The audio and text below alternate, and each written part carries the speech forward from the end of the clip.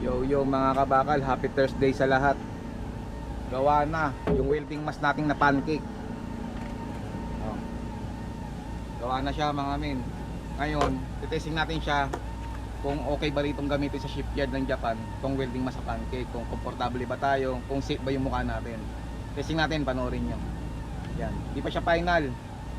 Maganda actual, kung actual na puputulin, putulin. Kaya nagpasobra ako para kung okay ba siya.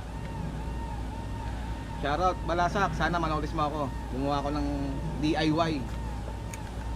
Tansya-tansya lang. Diba? Tansya-tansya lang. Ay, ay!